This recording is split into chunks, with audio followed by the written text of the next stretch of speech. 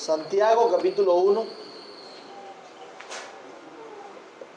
epístola de Santiago a los expatriados, a los de la diáspora, capítulo 1, versículos 12 al 15.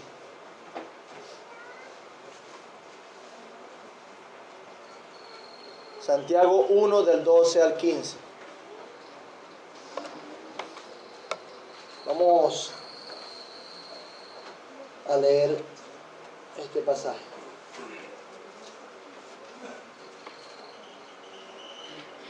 Bienaventurado el varón que soporta la tentación, porque cuando haya resistido la prueba, recibirá la corona de vida que Dios ha prometido a los que le aman.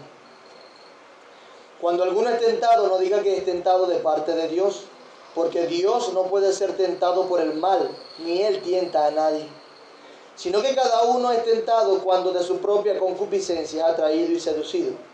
Entonces, la concupiscencia, después que ha concebido, da a luz el pecado, y el pecado, siendo consumado, da a luz la muerte. Vamos a orar. Señor, otra vez estamos aquí rogando tu asistencia. A través de los cánticos hemos visto tu cruz,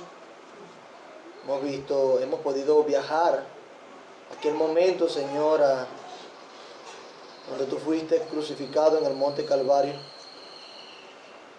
y ver tu gloria manifestada en la cruz.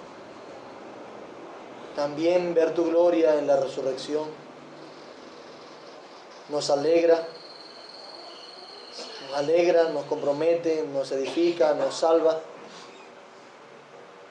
y nos lleva a anhelar ver tu gloria por siempre. Por eso amamos tu cruz, Señor. En los triunfos que alcanzaste a través de la cruz será nuestra gloria, como hemos aprendido. Ayúdanos a glorificarnos en Él.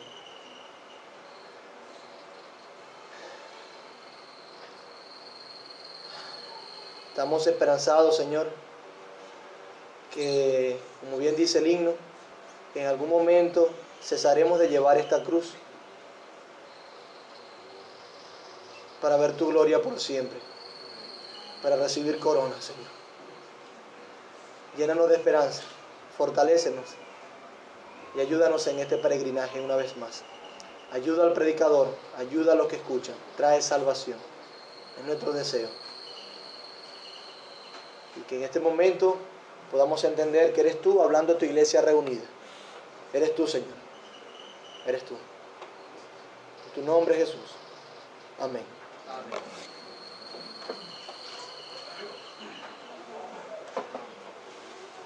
Hemos abarcado hasta ahora 11 versículos de la epístola de Santiago a los judíos expatriados. Las pruebas.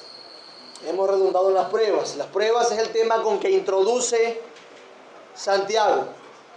No solamente introduce con esto porque ellos estaban en pruebas, porque las pruebas es algo que hemos de sufrir para nuestro bien hasta que muramos o Cristo vuelva, sino que Santiago introduce con las pruebas porque ellos estaban quejándose en medio de las pruebas. No tenían la actitud correcta e ignoraban cómo Dios estaba obrando a través de esas pruebas. Ellos olvidaban que Dios quiere o quería llevarlos a ser pacientes a través de las constantes pruebas para que Cristo sea formado en nosotros o en ellos, de manera que nuestra fe sea fortalecida con el propósito de que esperemos en santidad hasta que vuelva Cristo por su iglesia. Como he dicho siempre, quiere Santiago que este pueblo sea consistente con lo que dice ser. Si dice que eres cristiano, que eres creyente, vive como tal, actúa como tal, siente como tal, camina como tal. Por eso, a la luz de esta verdad, Santiago le dice que tengan sumo gozo. Sumo gozo. Sin embargo, ellos estaban pecando en vez de estar gozándose de lo que Dios estaba haciendo en medio de ellos, al colocarlos en diversas y constantes pruebas. El gozo no era lo que llevaba su vida, no lo era. Esas pruebas se enmarcaban en relación con dos tipos de personas. ¿Qué tipo de personas eran? Los pobres y los ricos. A ambas personas les manda a gloriarse para que no sigan respondiendo pecaminosamente a las pruebas, para que no siguieran cediendo a sus concupiscencias que los tentaban. Él les dice: gloríense cada uno en la misma verdad que los humilla para salvarlos y que los exalta en Cristo. Porque si ellos confiaban y se gozaban, si ellos se sentían orgullosos de lo que tienen en este mundo, iban a perecer como la flor de la hierba. Mientras que la gloria para el pobre era: no tengo nada, no soy nada, me quejo, señalo a los que tienen y además maldigo y chismeo porque los otros me roban, y soy pobre porque los otros son ricos, o soy pobre por causa de los ricos. Esa era la gloria de los pobres, se quejaban de esa manera. Es claro entonces que Santiago les escribe no precisamente porque ellos estaban asumiendo la prueba con sabiduría, no porque estuviesen asumiendo la prueba con la actitud correcta, sino porque era todo lo contrario. Ellos estaban pecando. Y le dice: se necesita sabiduría y fe para afrontar las pruebas. Sabiduría y fe para afrontar las pruebas con sumo gozo. Y los llama a que oren por eso. Si alguno está falto de sabiduría, pídala a Dios. Pero la cuestión no queda allí. La cuestión no queda allí. Él ahora va a trazar una verdad que ha de motivarles a permanecer firmes en las pruebas, y va a corregir contundente y definitivamente otro error gravísimo en el que estaban cayendo. ¿Cómo veremos nuestro pasaje? En primer lugar, vamos a ver la bienaventuranza del que resiste la prueba y vence sobre la tentación. La bienaventuranza del que resiste la prueba y vence sobre la tentación. Versículo 12. En segundo lugar, veremos: Dios no es la causa de la tentación. Versículo 13. Y en tercer lugar, veremos la verdadera causa de la tentación. Versículo 14. He titulado este sermón: soportando la tentación, resistiendo la prueba. Veremos entonces nuestro primer encabezado: la bienaventuranza del que resiste la prueba y vence sobre la tentación. Debemos leer el versículo 12. Bienaventurado el varón que soporta la tentación, porque cuando haya resistido la prueba, recibirá la corona de vida que Dios ha prometido a los que le aman. Hay dos palabras acá que debemos aclarar de entrada. Se puede confundir fácilmente si no prestamos atención al contexto de nuestro pasaje con cuidado. Aunque el griego nos da luz acerca de estas palabras, entiendo que el contexto nos da suficiente información para tener claridad en lo que respecta a estas palabras y a lo que dice este pasaje de cada una de ellas. ¿Cuáles son esas palabras que generalmente nos confunden? Prueba y tentación. Estas palabras en griego tienen la misma raíz. Por eso, algunas versiones la colocan como prueba ambas veces. Como ejemplo, la Biblia de las Américas. Aunque tienen un breve cambio en su morfología o su estructura. Eso en sí mismo, que tenga la misma raíz, nos va a ayudar a entender por qué Santiago las usa en la misma idea, para decir que si resistimos tanto en tentaciones como en pruebas, recibiremos la corona de la vida. Por esa pequeña diferencia que hay en esta palabra en griego y por el contexto, lo que nos comunica, es que yo estoy de acuerdo como Reina Valera traduce este versículo. Cuando hablamos del contexto de estas palabras, se puede apreciar con fluidez que Santiago en este versículo quiere referirse a ambas cosas, tanto a pruebas como a tentaciones. Los versículos del 1 al 11, ¿de qué nos hablan? Pruebas, ¿cierto? Y los versículos del 13 al 15, ¿de qué nos hablan? De tentaciones. Y aunque tiene la misma raíz, y esa palabra que se usa como prueba y tentaciones, morfológicamente o en su estructura tiene un breve cambio. Y esa diferencia, y ese cambio hace la diferencia, y el contexto nos señala eso. Nos dice que hay una diferencia, él quiere usar ambas cosas, tanto hablar de la tentación como de las pruebas, y vamos a ver el énfasis en las pruebas ahora en nuestro pasaje. Él les dice, los creyentes son tentados, pero Dios no coloca en la tentación al creyente. Estas palabras tienen la misma raíz, sin embargo, tienen implicaciones diferentes. Por eso es que es sumamente importante que prestemos cuidado al contexto. Entonces, en el versículo 12, Santiago lo que hace es recoger ambas cosas, tentaciones y pruebas, tanto las pruebas como las tentaciones, para decirles que ambas cosas deben ser soportadas y que serán bienaventurados, pues recibirán la corona de la vida si la soportan, tanto las pruebas como las tentaciones. Podemos ver entonces cómo la estructura de esta idea que quiere comunicar Santiago es como si quisiera usar las dos palabras a propósito para enfatizar una cosa: el que resiste, el que soporta, será recompensado. El que resiste tanto uno como lo otro será recompensado. Este versículo 12 nos dice algo sumamente importante. Y quiero que lo apreciemos muchísimo. Ya Santiago les habló del gozo, del por qué debían tenerlo, de cómo podían conseguirlo y de qué manera pedir ese gozo. Y de qué modo ellos debían gloriarse o en qué debían gloriarse. Y eso era en Cristo y su evangelio. Pero ahora va a decirle de manera directa que resistan. Él les dice, es como si le comunicara: de entrada les he dicho que necesitan para honrar a Dios en medio de las pruebas. Resistan, usen esa información que les he dado, usen esas herramientas y resistan.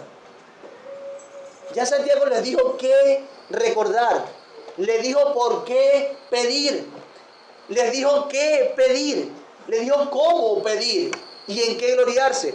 Ahora les dice: resistan, pues no es en vano, y serán bienaventurados. Nos da la información, les da las herramientas y añade algo más: una hermosa motivación, una gloriosa recompensa. La bienaventuranza del que resiste aquí viene de una razón sumamente importante.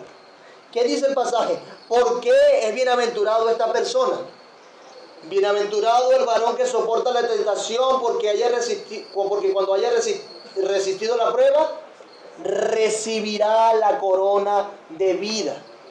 Recibirá la corona de la vida. Hermanos, recibiremos la corona de la vida si resistimos en las pruebas y en las tentaciones. ¿Pero qué es la corona de la vida? ¿Qué es la corona de la vida? Tan sencillo, mi amado hermano, como la vida misma, la vida eterna, la vida en Cristo. Vida eterna plena junto a Cristo, esa es la corona de la vida. Vida eterna plena junto a Cristo, eso es la corona de la vida. Un comentarista escribe acerca de la corona de la vida y él dice: no es un emblema de realeza esa corona, sino que es un emblema del más alto gozo y alegría de gloria e inmortalidad. Esta frase sugiere entonces aquella plenitud de vida que Dios concede a aquellos que perduran bajo la prueba de la fe. Aquella plenitud de vida de aquellos que perduran bajo la prueba de la fe. De modo, mis amados hermanos, que tenemos aquí un fuerte estímulo para resistir. La resistencia al pecado y a las adversidades es algo que todo cristiano está llamado a hacer. Desde el principio de la Biblia hasta el final, Dios nos manda a resistir las pruebas y las tentaciones. Las pruebas forman parte del creyente y la vida del creyente, no es una anomalía. No es una equivocación en el transcurso de la historia, forma parte del plan de Dios la prueba para el creyente. Esto lo vemos en toda la Biblia. Cómo esta verdad de resistencia para el creyente debe ser vívida. Y algunas de las razones de soportar en la prueba con la actitud correcta ya la hemos visto. Sin embargo, Santiago nos dice algo más. Nos dice en qué resultará el hecho de tu resistencia. En qué concluirá si resistes. Nos dice que los creyentes que soporten recibirán la corona de la vida. La corona de vida. En las palabras de nuestro mismo Señor, del Señor Jesús, vemos esta verdad. Vemos ese llamado a la perseverancia con determinación. Mateo 10:22 dice: y seréis aborrecidos de todos por causa de mi nombre. Mas el que persevere hasta el fin, el que resista, será salvo. Este será salvo. Mateo 10, un contexto donde el Señor toma a los discípulos y los envía sin nada. Dejen todo y vayan a predicar. Y les dice: seréis aborrecidos por causa de todos por causa de mi nombre. Mas el que persevere en medio de esa adversidad y de esa prueba, este será salvo. Mateo 24:13. Mateo 24:13. Mas el que persevere hasta el fin, este será salvo. Cristo hablando de aquel momento cuando vaya a juzgar, hablando de señales antes del fin, le dice: el que persevere hasta el fin, este será salvo, el que resista. Marcos 13 dice: y seréis aborrecidos de todo por causa de mi nombre, mas el que persevere hasta el fin, este será salvo. Hermanos, se ve aquí determinación, preparación en la fe y una constancia en soportar. Determinación, preparación en la fe y una constancia en soportar. Esto no es cuestión de autoayuda. No, mi hermano. Esto no es en nuestra potencia personal, en nuestro poder, en nuestras fuerzas. No. Esto no es en nuestras capacidades. No. Es Cristo obrando en nosotros. Él nos dio lo suficiente para que venzamos, para que resistamos en la tentación y en la prueba. Cristo Jesús nos ha capacitado para perseverar hasta el fin. Eso lo ha hecho Él. Por eso es que esta resistencia no es algo momentáneo, no es algo de momento. Al contrario, es algo que caracteriza al creyente, es algo que lo identifica. Pues Cristo el Señor, a quien Dios Padre le dio toda autoridad y quien es todopoderoso, Él nos ha fortalecido y nos da todas las herramientas necesarias. Y ganó lo necesario para que nosotros podamos resistir hasta el fin. No se trata de un momento, vencí a este momento, vencí en este otro momento, no pequé aquí, salí aprobado en esta prueba. No, se trata de una característica de soporte en el tiempo, de resistencia. Es algo que nos identifica, mi hermano. Es algo que tú luchas y luchas y luchas y luchas hasta el fin. Cristo le dice a la iglesia de Esmirna: sed fieles hasta la muerte. ¿Y qué? Y os daré la corona de vida. Ser fieles hasta la muerte. No importa si la prueba te conlleva a la muerte. No importa, sé fiel hasta ese extremo y sabes que te daré la corona de vida. Cristo exhortando a esta iglesia. Hermanos, debemos entender entonces que esta resistencia tiene que ver con la sabiduría, con el conocimiento de los planes y promesas de Dios. Es algo de fe. Es creer a esas promesas de Dios.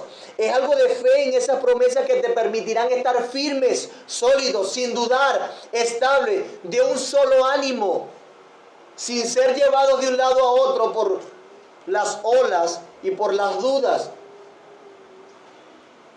Hermanos, es ser fiel, es tener fe en las promesas de Dios que nos llevarán a estar firmes, corriendo y viendo siempre al frente la corona de la vida y corriendo constante y determinadamente hacia ella, confiando en sus promesas. Voy allá, corro, viendo la corona de vida, viendo la recompensa, determinantemente corriendo hacia ella. Por eso, este hombre que tiene su mirada hacia arriba es bienaventurado. Dice el pasaje, bienaventurado el varón que soporta. ¿Por qué es bienaventurado? Porque está siguiendo lo más digno de seguir en el mundo y en la historia. Está siguiendo lo más importante. Es algo que lleva tanto a los débiles de este mundo, como lo son los pobres, como a los poderosos de este mundo, como lo son los ricos, aunque teniendo condiciones diferentes, los lleva a correr la misma carrera de resistencia y soporte tras una corona. Tras una corona. Fíjense que dice que es bienaventurado. Santiago usa, y esto es hermoso, porque aquí entonces entramos al ámbito de todo el carácter, los afectos, las emociones, el sentir que dirigen al creyente en las pruebas. Santiago habla de bienaventurado. Y si vemos un poco atrás, Santiago usa todo el espectro del gozo en sus significados posibles. Tengan sumo gozo, gloríense o estén orgullosos de, y ahora les dice bienaventurados. Todo esto para comunicar que desde el principio de la prueba, tanto cuando estás en la prueba hasta cuando ya estás saliendo de la prueba, la actitud y el carácter que domina e identifica al creyente es de felicidad. La actitud que domina al creyente es de felicidad, de gozo, de plenitud, por cuanto Cristo está involucrado en todas sus necesidades. Cristo está con nosotros. Por eso es de felicidad. Tengan sumo gozo, gloríense en su exaltación y en su humillación. Bienaventurado el que soporta la prueba. Quiere hacer énfasis en su vida ética y práctica de que nosotros debemos andar felices y con gozo resistiendo la prueba. Bienaventurado. Y aquel que resiste es bienaventurado, bendito y está muy feliz. Todo su ser está involucrado en esta lucha de resistencia y soporte, con la mirada puesta en el plan más elevado y en la persona que pudo lograr ese plan para nosotros, Cristo Jesús nuestro Señor, con la mira allá, con la mira allá. Por eso, mi amado hermano, resiste, trabaja en eso, soporta y soporta, falta poco, ve la corona de la vida, ve que serás bienaventurado. Lo mejor para ti, lo mejor que te puede pasar, lo que te hará más feliz, lo que te va a satisfacer completamente, mi amado hermano, lo que te va a hacer sentir más pleno, es que resistas en Cristo Jesús la tentación y la prueba. Que perseveres hasta el fin. He allí la verdadera felicidad. La felicidad no viene en satisfacer los deseos que te engañan creyendo que vas a ser feliz. Es en la resistencia que está la felicidad, en el soporte. Es allí. ¿Qué bienaventuranza? Hermano, ser completamente feliz, plenamente feliz, 3 veces feliz, completamente gozoso. Esto tiene que ver con el contentamiento. Podemos ver que entonces que esta carrera de resistencia y de soporte no es una vida amargada, agotada, pesimista. Al contrario, es una batalla que se pelea por amor y con gozo. No es de amargura la resistencia y la batalla en la resistencia del creyente. Es bienaventurado, es gozoso. No es agotadora, no es pesimista. Está lleno de motivación para nosotros. Bienaventurado el hombre que persevera bajo la prueba, porque una vez que ha sido aprobado, recibirá la corona de la vida que el Señor ha prometido a los que le aman.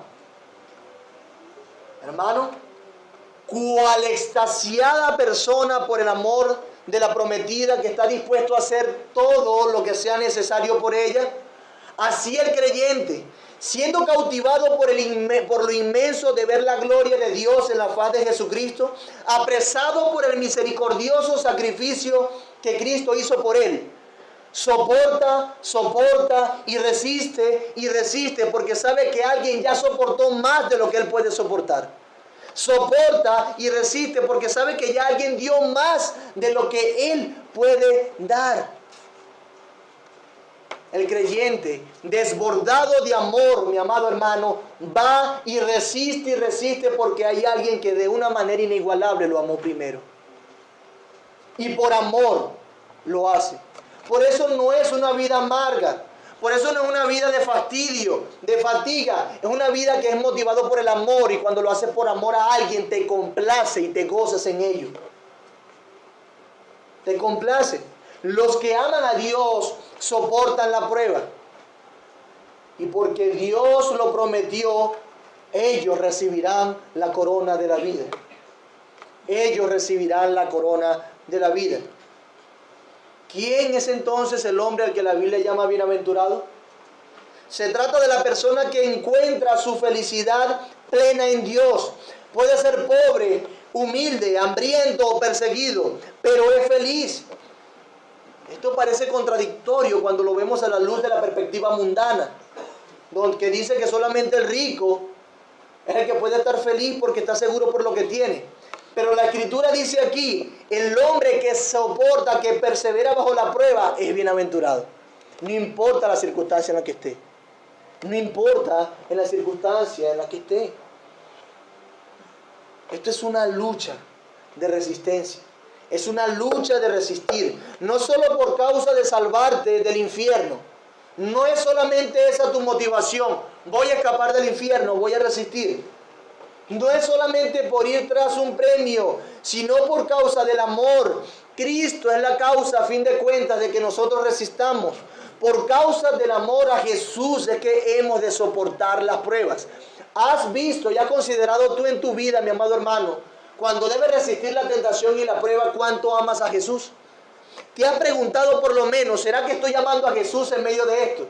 ¿Será que le estoy prefiriendo? ¿Será que el amor a Cristo es lo que me mueve a mí a hacer esto o a dejar de hacer lo otro?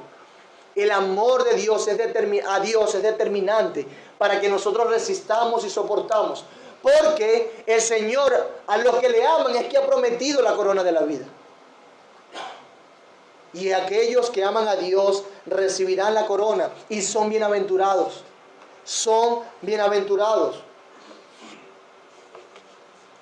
Pero, ¿qué pasará con aquellos que no soporten la prueba? ¿Qué pasará con aquellos que no soporten la tentación? Esto también tiene que ver con una advertencia, mi amado hermano. Debido a que aquel que no soporte la prueba recibirá la corona, ¿sabe de qué? De muerte. Recibirá la corona de muerte.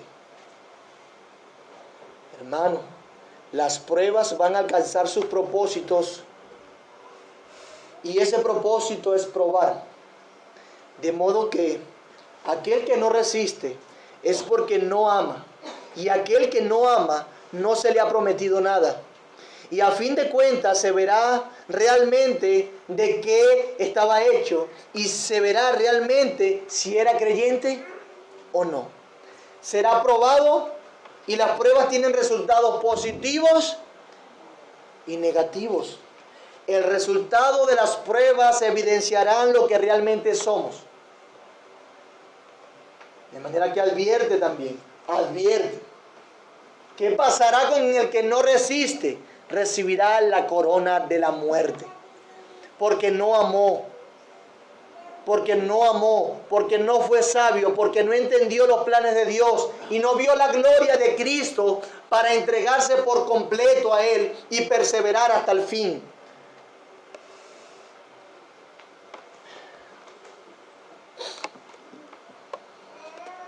Mi amado hermano, te ruego, ama al Señor, ámalo.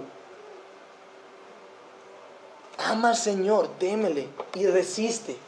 Firmemente resiste, corre tras la corona y sé intencional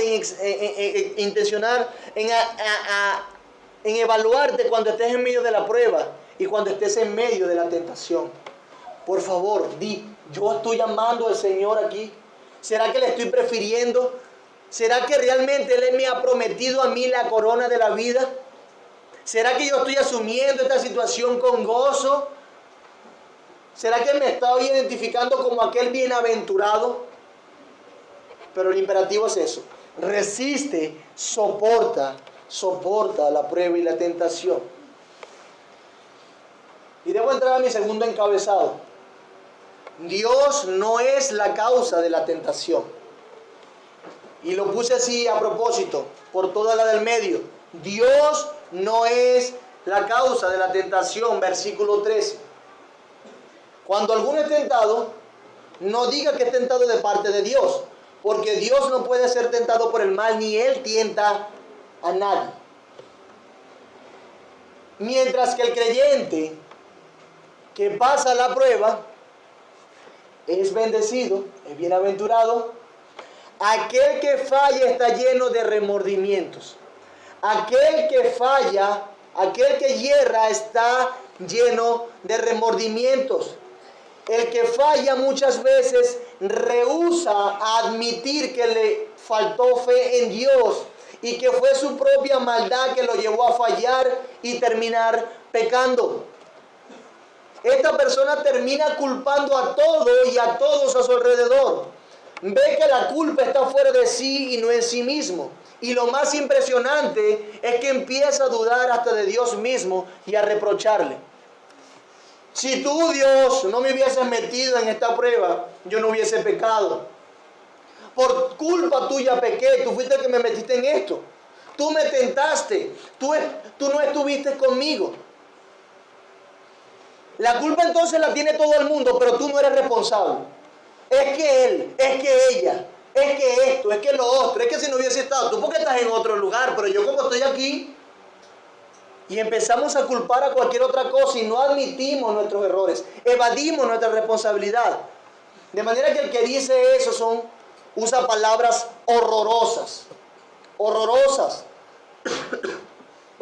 A fin de cuentas se termina viendo de manera negativa la prueba y confundimos la causa de nuestro pecado. Se lo atribuimos a otro. Pero esta es una conducta que todos nosotros hemos tenido. No es que haya algún santo aquí que no haya pecado de esa manera.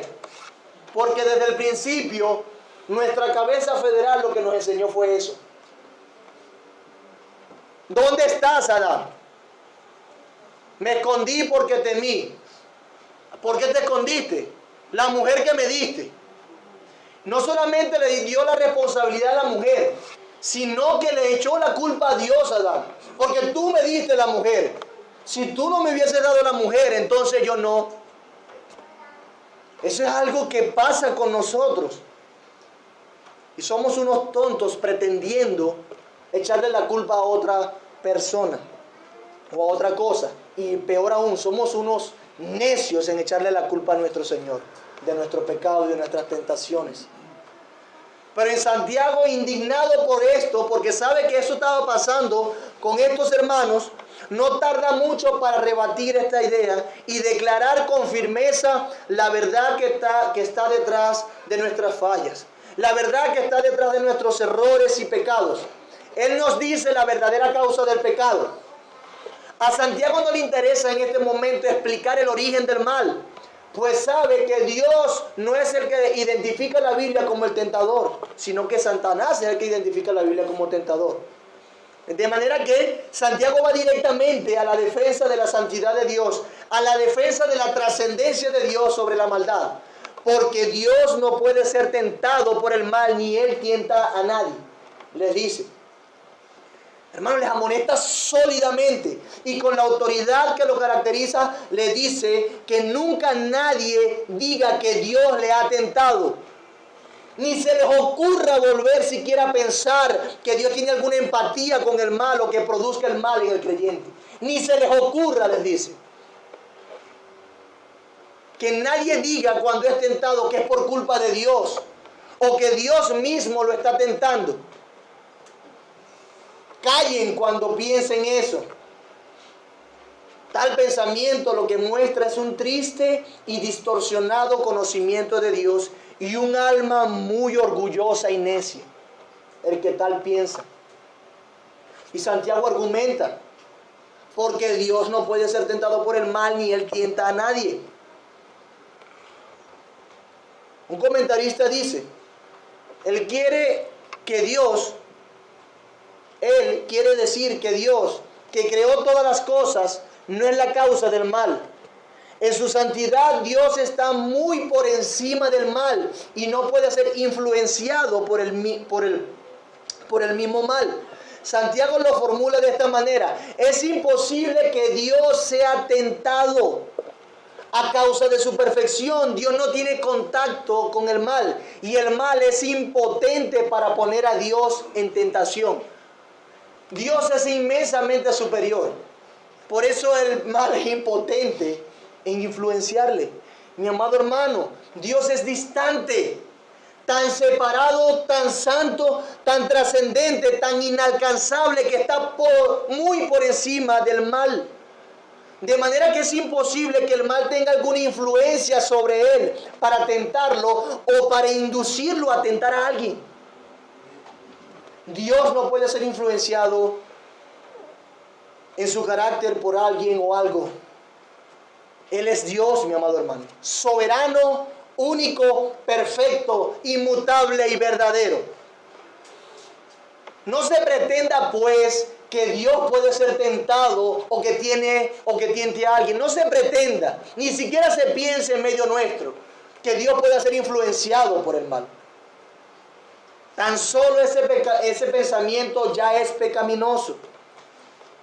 Es caer en las seducciones de nuestro corazón caído, de pretender hacer a Dios como nosotros o hacernos a nosotros como a Dios.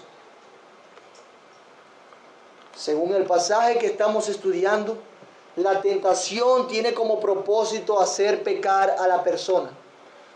El propósito de la tentación es hacer pecar a la persona y llevarlo en consecuencia a la muerte. Por eso hay una diferencia entre la tentación y la prueba. Debemos decir que lo que lleva al pecado no es Dios. Dios no lleva al pecado. Por eso Dios no hace pecar a nadie. Ni puede pecar, ni puede ser llevado al pecado, ni seducido por el pecado. Lo que lleva a la muerte no es Dios.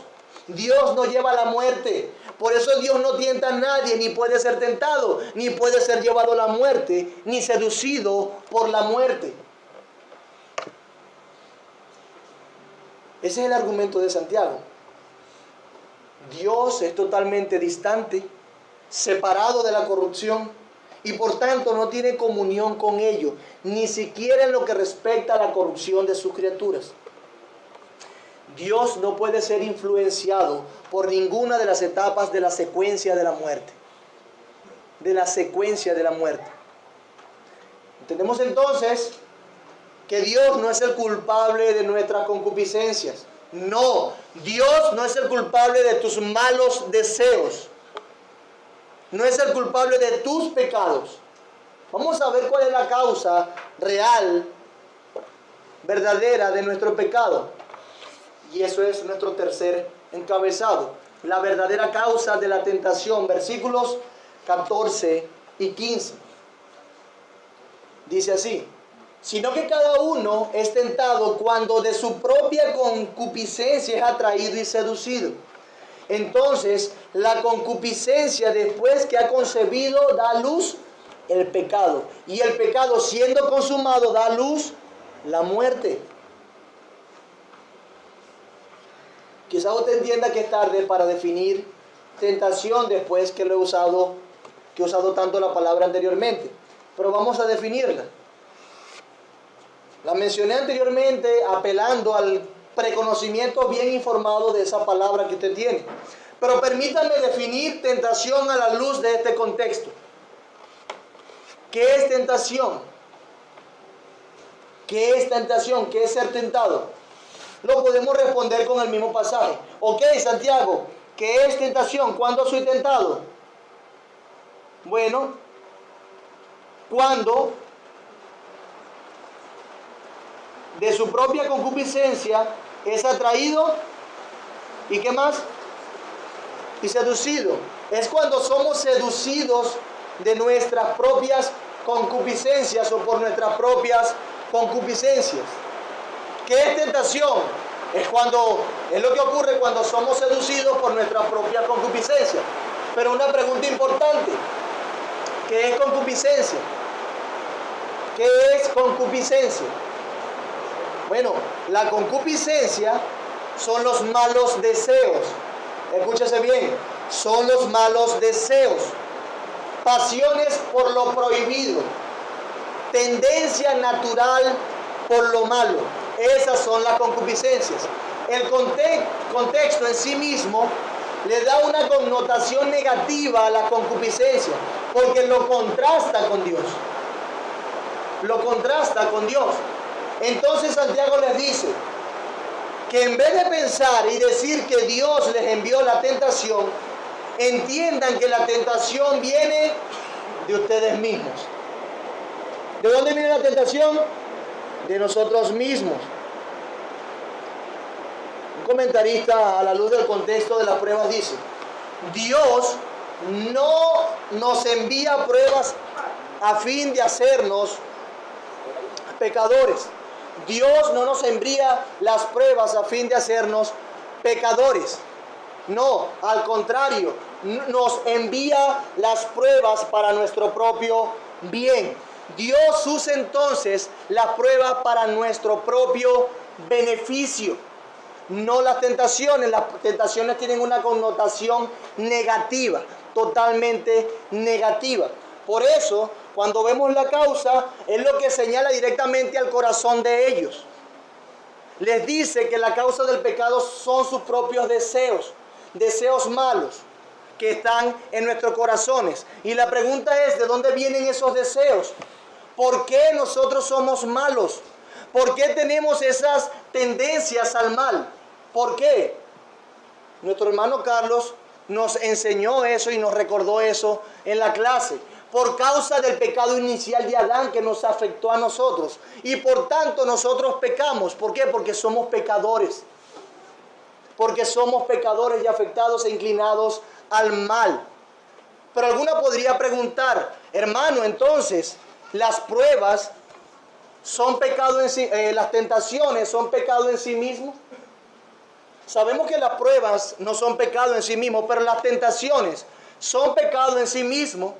No, aquí nos dice la secuencia, la que he llamado la secuencia de la muerte, que las tentaciones no son pecado en sí mismas, sino el hecho de que nosotros pequemos por causa de esas concupiscencias, es lo pecaminoso. Eso es verdaderamente lo pecaminoso. Pero estamos eficientes, ¿no? Aunque un poquito lento. Entonces, hablando de estas cosas, debemos hablar un poco de toda la argumentación que viene dándonos Santiago. Los deseos son los que nos seducen al mal, nos llevan al mal. Por eso el verdadero problema no está en Dios, sino que el verdadero problema o la verdadera prueba está en nosotros. Por eso yo siempre digo que las circunstancias no nos hacen pecar. Simplemente que las circunstancias revelan. ¿Qué revelan? Lo que está en nuestros corazones. Por eso la prueba ni la tentación en sí mismo es pecado. Las circunstancias lo que hacen es revelar lo que está en nuestros propios corazones. Un ejemplo. Debemos asumir entonces, para ver una diferencia clara entre las pruebas y la tentación, esta ilustración. Veamos en un círculo amplio a una persona en el centro de ese círculo. Y todo ese círculo representa las pruebas, las diferentes circunstancias y situaciones que están probando a ese creyente allí. Pero esa circunstancia no es mala en sí misma. Eso es algo que Dios usa para el bien del creyente, para fortalecer su fe. Mientras que las circunstancias son las pruebas y es todo ese círculo, el creyente tiene algo dentro de sí sumamente peligroso. ¿Y qué es eso? Nuestro propio corazón. Tenemos nuestro propio corazón.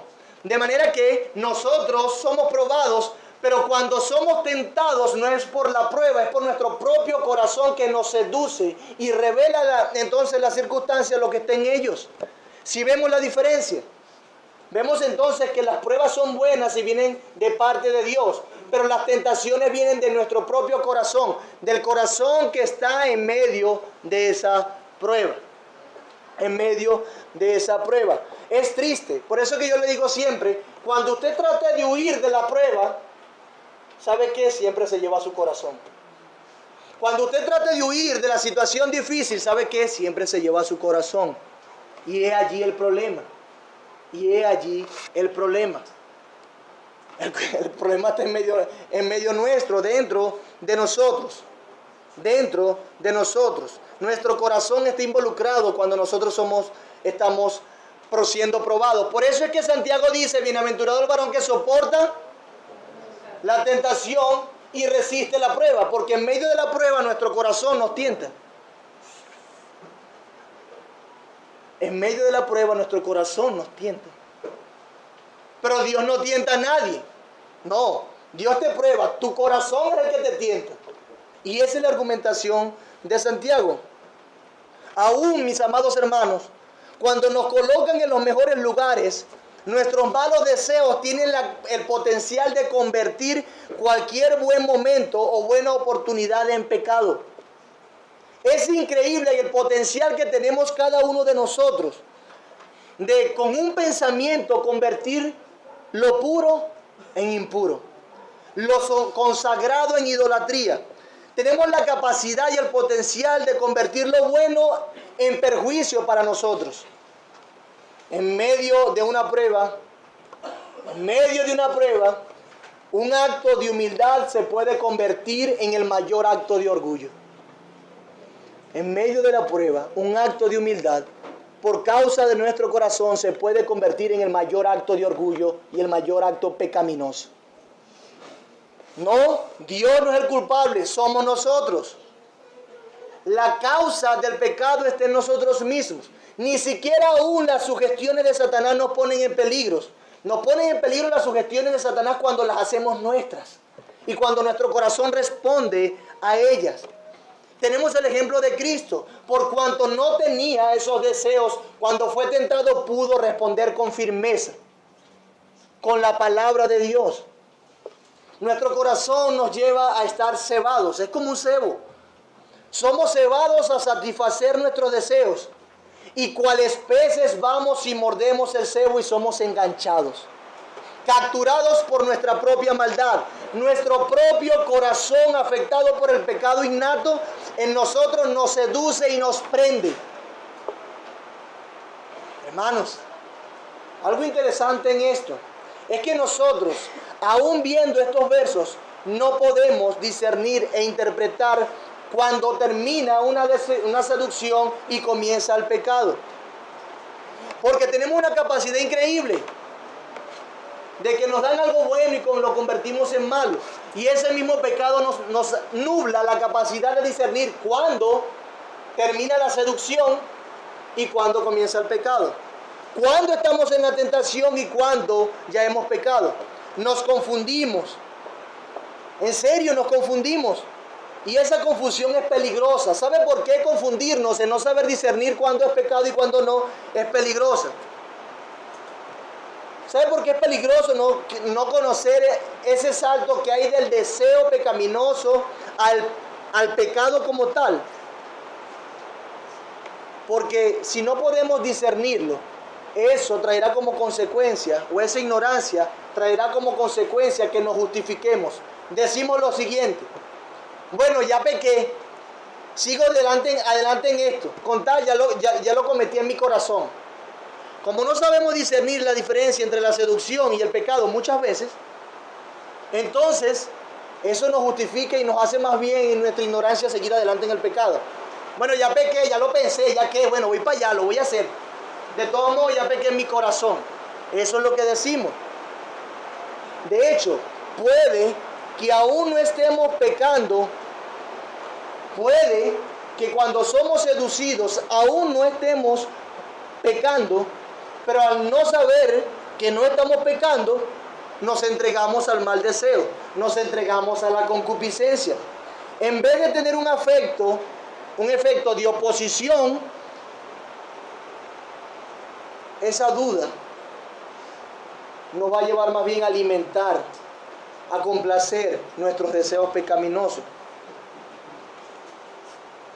Siento que los cambios, la luz, la viene, que va, se va, la lluvia nos ha distraído un poco, pero espero que puedan estar atentos y yo tenga la capacidad de captar su atención.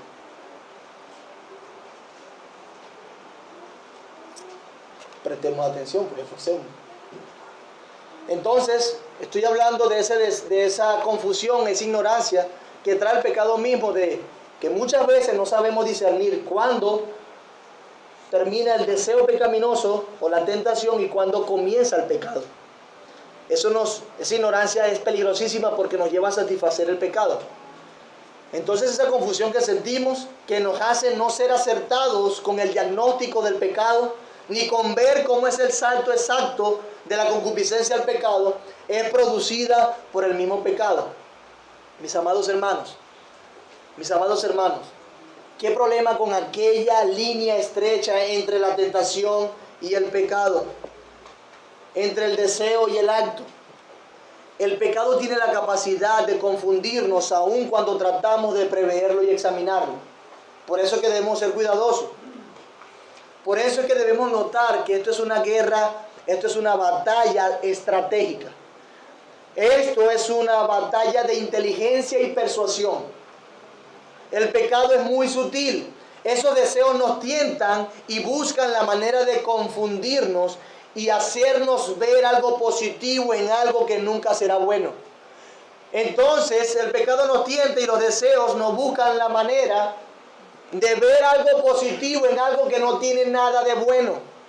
Nos excusamos y pintamos de piedad muchos deseos pecaminosos que tenemos, que sabemos que están mal. Nos esforzamos hasta por encontrar pasajes que fundamenten ese mal deseo. No, pero eso no es tan malo. ¿Qué tiene de malo eso? O sea, que yo no puedo desear esto, o yo no puedo desear lo otro. Y es increíble cómo tenemos la capacidad entonces de autoengañarnos. El pecado nos quita la sinceridad y hasta la última pizca de objetividad, nos manipula y ciega, nos confunde y nos convence para que terminemos satisfaciendo nuestros deseos. ¿Acaso usted no se ha visto en esa situación? Buscando argumentar su deseo pecaminoso. Bueno, es que esto está malo, no, y se pelea, no, porque la Biblia dice esto también, pero tú no has dicho, tú no has considerado esto. Y argumentamos para satisfacer ese deseo. Pero es peligroso, mi hermano. Es muy peligroso. El satisfacer nuestros deseos nos llevará a la muerte. Y sabiendo el carácter de esta guerra, el autor continúa explicando. ¿Qué continúa explicando el autor? Él quiere hacernos conocer el proceder del enemigo que tenemos dentro, del traidor, el que nos tienta y nos hace pecar. Él quiere que conozcamos cómo procede. Y como bien sabe Santiago, como bien lo sabe, si conocemos bien cómo opera, cómo trabaja el enemigo, podremos anticiparlo y atacarlo con eficacia. Estemos pendientes entonces para ver cómo anticipamos y atacamos con eficacia al enemigo. Es decir, si nosotros conocemos el progreso de la tentación, o como le he llamado la secuencia de la muerte, podremos dejar de echar la culpa a Dios y asumiremos nuestras responsabilidades y pelearemos esta batalla de manera estratégica, con sabiduría y eficacia. Entonces Santiago quiere que nosotros tengamos la capacidad de discernir, de alejar aquellos deseos, dudas y confusiones que nos llevan generalmente a sucumbir ante la tentación y ¿sabe qué? Echarle la culpa a Dios. Él quiere que estemos activos en eso. Entonces la concupiscencia, dice el 15, después que ha concebido da luz el pecado. Y el pecado, siendo consumado, da luz la muerte. Bueno, él para ilustrar da una comparación con una criatura que da luz, que se preña, que concibe. Podemos decir entonces, preste atención acá, que, hablando de esa criatura, dándole personalidad a los deseos, podemos decir que la criatura es el deseo. Véalo como una persona, el deseo. Y el deseo se preña de pecado. Es alimentado y alimentado por el deseo pecaminoso. Entonces ese deseo, estando preñado ya de pecado y teniendo en gestación el pecado, da a luz el acto mismo, se ejecuta el pecado. El pecado siendo ya consumado o llevado a su pleno desarrollo, y se refiere a permanecer, a la constancia en el pecado, da a luz la muerte. En otras palabras, Santiago nos está diciendo, ya tú sabes que tus concupiscencias están preñadas de pecado y que son malas.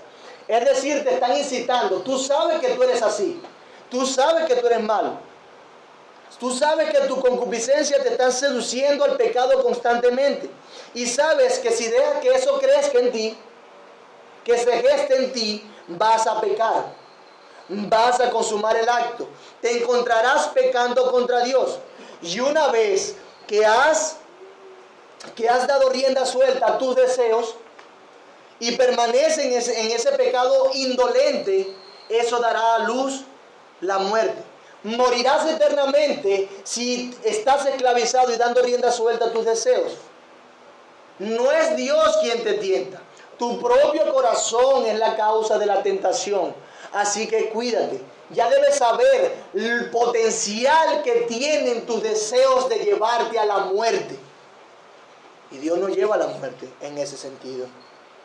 Si podemos ver la secuencia de la muerte, date cuenta, mi amado hermano, por eso no debemos dar rienda suelta a nuestra concupiscencia. Debemos examinar nuestro corazón constantemente y nuestros deseos y atacarlos con tiempo. Rechazar esos deseos, resistirlos. No debemos disfrazarnos, tenemos que sincerarnos, pues las concupiscencias sutilmente, créame que es sutil, sutilmente nos llevarán a la muerte. Y esta muerte está enmarcado en un contraste con la corona de la vida. Mientras aquel que resiste recibe la corona de la vida, aquel que no resiste y se lleva gobernar por sus deseos pecaminosos recibirá es la corona, pero de la muerte. ¿Y sabe qué, hermano? Cuidado, porque Él está hablando a creyentes. Hermano, cuidado, porque Él está hablando a creyentes. Cuídate de que tú no estés alimentando y alimentando y alimentando y dejando crecer ese deseo pecaminoso en ti que te tienta y que te va a tentar y que te va a tentar. Entonces, sabiendo la consecuencia de dejarnos seducir y conducir por nuestros deseos, que es la muerte, no debe ni siquiera gustarnos, hermanos, darle cabida a nuestros deseos. Ok, mi amado hermano, la tentación no es pecado. Ser seducido en sí mismo no es pecado. Es verdad, la tentación en sí misma no es pecado. Sin embargo, la tentación no es algo que nos gustaría estar involucrado constantemente. A nosotros no nos gusta estar siendo tentados. Nos estorban nuestros malos deseos. Nos pican. Nos molestan. Debería ser algo que rechazáramos y repudiáramos apenas se asome un poquito. Estoy sintiendo este mal deseo. ¡Oh, qué rabia me da este deseo! ¡Qué molestia me da este deseo! Estoy siendo tentado, me molesta, me indigna que esté siendo tentado por mi concupiscencia. No debemos sentirnos cómodos de ninguna manera con la tentación. No debemos darle vuelta a la tentación, no. No debemos darle vuelta y estar allí coqueteando con nuestros malos deseos, no, porque sabemos en qué terminan. El pecado, y el pecado da luz la muerte. Ya les dije, tenemos esos deseos por el pecado de Adán. Somos pecadores. Somos pecadores. Así que mi hermano entiende, como bien dijo el profeta, que el corazón es engañoso. El corazón es engañoso. Duda de tu corazón, mi hermano. No digas, no pretendas. Y bueno, yo también sé, yo pretendo y yo sé aisladamente, según mi entendimiento, cómo vivir la vida cristiana. Es un error.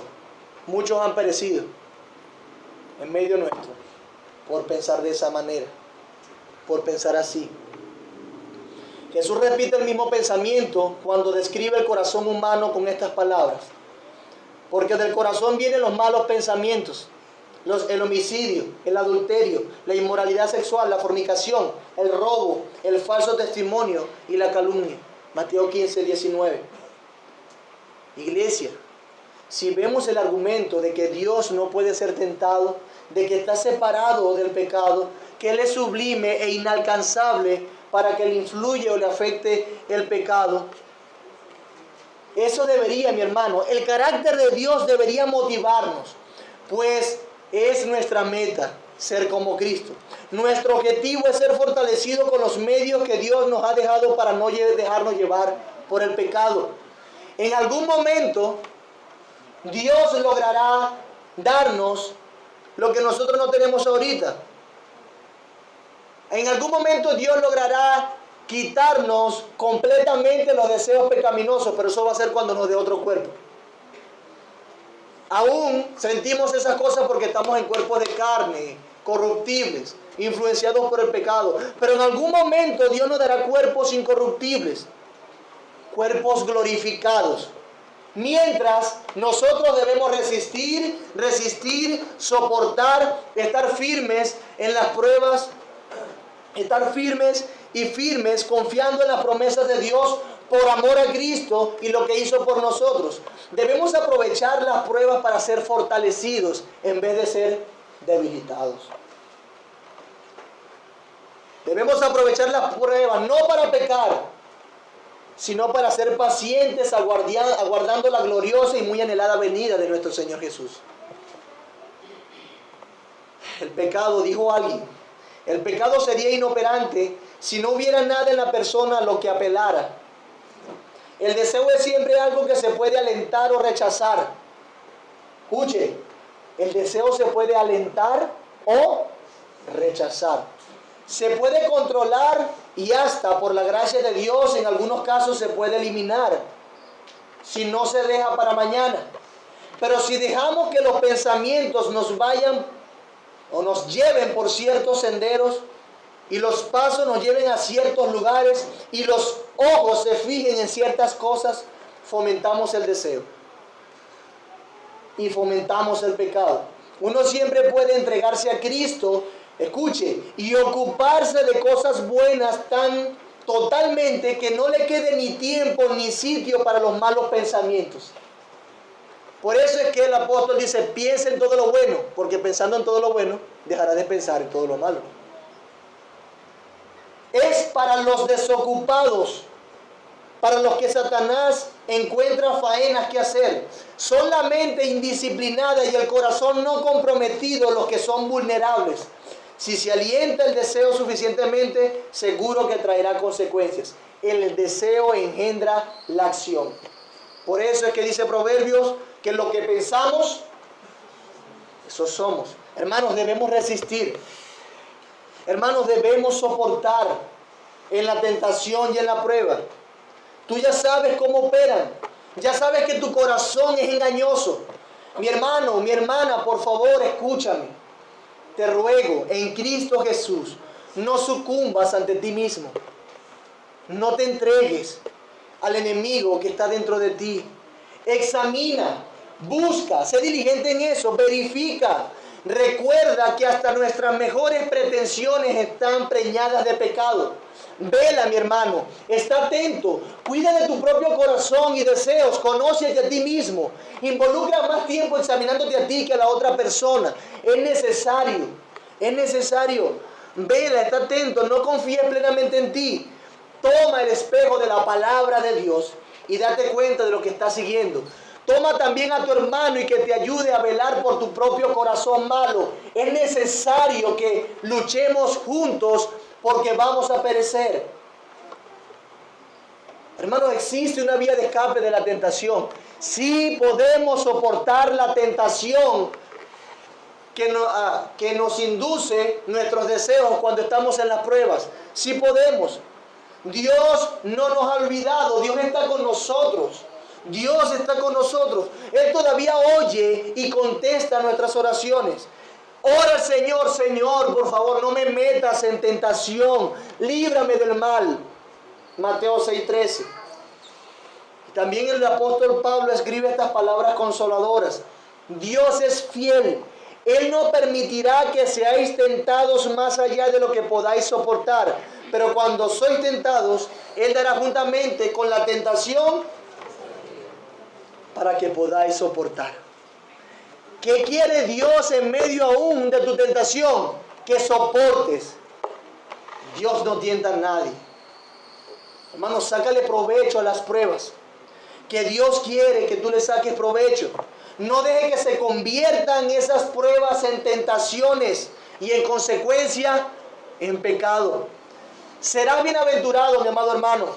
Recibirás la corona de la vida. Ama a Cristo. Es digno que tú sigas sus deseos y no los tuyos. Sigue los deseos de Cristo. Cesa de seguir tus propias pretensiones, tu propia comodidad y tu propio confort. Cesa, dale un alto a tu vida y considera tus deseos y sigue los de Cristo.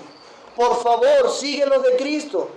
Los de Él son puros, los de Él son santos, los de Él son inmaculados, intachables, gloriosos. Los deseos y las pasiones de Cristo están cargadas de dignidad, de felicidad. Sigue los deseos de Cristo y serás bienaventurado, inmensamente feliz. El gozo llenará tu alma. De lo contrario estarás amargado, triste y buscando felicidad donde no la hay. Hermano, tu gloria, tu orgullo, si sigues los deseos de Cristo, será tu actual humillación y la futura exaltación con Él. Recuerda que los deseos pecaminosos, las concupiscencias preñadas de pecado ellas pretenden, te seducen a pensar que el satisfacerlos te traerá consuelo, felicidad, satisfacción. Pero eso no es así. Solo resistiendo la prueba y soportando la tentación es que tú serás bienaventurado, solamente allí, en la lucha, en la batalla. Cristo nos consuela. Ven a Cristo, mi amado hermano. Y si te has visto cautivo de tu pecado, alimentando tus deseos y echándole la culpa a Dios, y echándole la culpa a tu esposo, y echándole la culpa a tu esposa, y echándole la culpa a tu hermano, y echándole la culpa a la situación del país, y echándole la culpa a muchas cosas, arrepiéntete y ven a Cristo.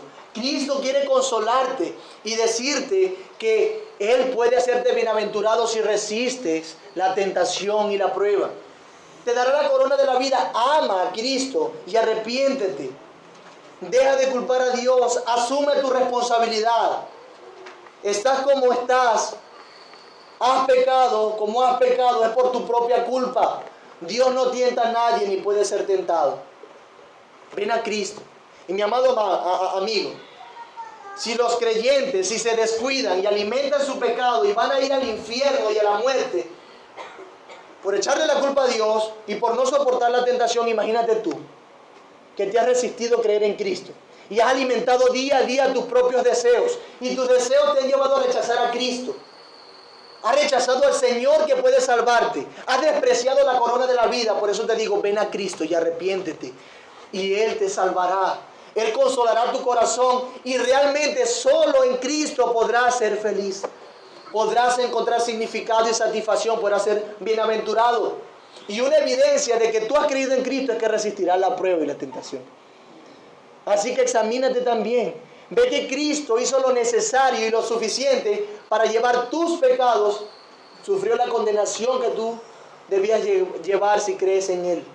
Así que ven a Cristo y Él te recibirá con amor. El Señor ayude a su iglesia y salve a pecadores. Gracias, Señor. Tu palabra. Gracias porque yo sé que tú obras a pesar de las distracciones y en tu providencia tú estás en medio nuestro. Úsalo conforme a tu voluntad, simplemente te ruego. Que esto penetre en nuestros corazones a pesar de las muchas distracciones. Sé que estás en medio nuestro. Sé que quieres edificar tu iglesia. Sé que quieres salvar pecadores, Señor. Por eso, sé que nada se opondrá a tus propósitos eternos. Es allí nuestra confianza. Glorifícate en que nosotros podamos resistir la prueba y soportar la tentación. que la corona de la vida y la bienaventuranza sea una suficiente motivación para ir tras de ti, luchando fervientemente. Ayúdanos a amarte, Señor, a considerar cuánto te amamos cuando estemos en las pruebas, cuando estemos, Señor, en las tentaciones. Ayúdanos a pensar y a preguntarnos a nosotros mismos si te amamos lo suficiente como para soportar cualquier situación donde tú soberanamente nos has puesto. Ayúdanos, Señor, a pensar si te amamos lo suficiente, si eres totalmente digno para nosotros, para que soportemos y perseveremos hasta el fin en nuestro contexto. Glorifícate, Señor, por favor, en nosotros. Ayuda a nuestra fe. Perdona nuestros pecados. Líbranos de la secuencia de la muerte. Y ayúdanos a sacar el provecho de la prueba. Ayúdanos a reprimir, a soportar y a resistir nuestros malos deseos y no alimentarlos. Al contrario, ayúdanos a ocuparnos, Señor, en lo correcto para no estar en ocio, para no estar sin nada que hacer y dándole cabida al diablo. Ayúdanos a pelear esta batalla de estrategia, de sabiduría, para anticiparnos a las artimañas del diablo, conociendo nuestro propio corazón. Ayúdanos a confiar en ti, en tu palabra, y ayudarnos y dejarnos ayudar por nuestros hermanos. En Cristo Jesús te lo ruego, Señor. Ayúdanos, por favor. Salva a pecadores. Amén.